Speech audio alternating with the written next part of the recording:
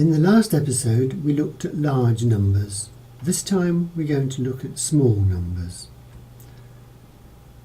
And the reason is that the universe is made up of small objects and deals sometimes with small times, and it is useful to be able to talk about and measure these small things.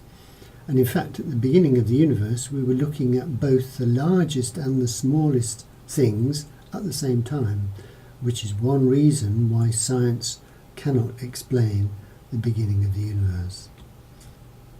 The small objects at the beginning of the universe lived for a very short time, so it's another reason why we need to be able to talk about small numbers sometimes in this story.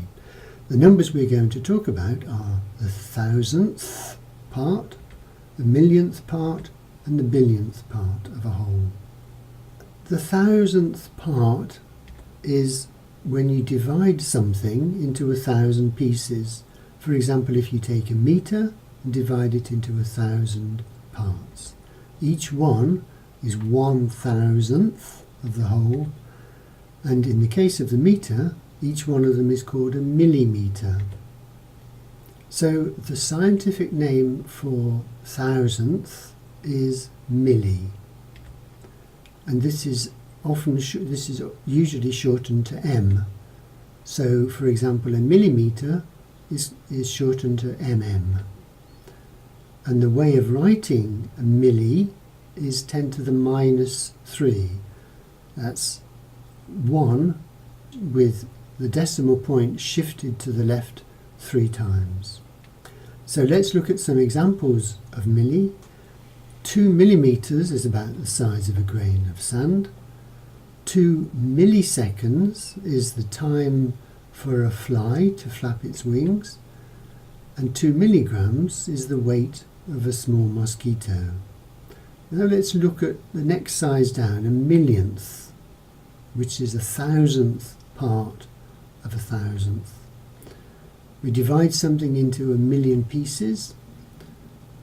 Then we end up with something which we scientifically would call a micro of the object. And this is shortened to the Greek letter M, which is written like the letter U but with a long tail on the left. So 1 micrometer is written 1 with this micro symbol and then M.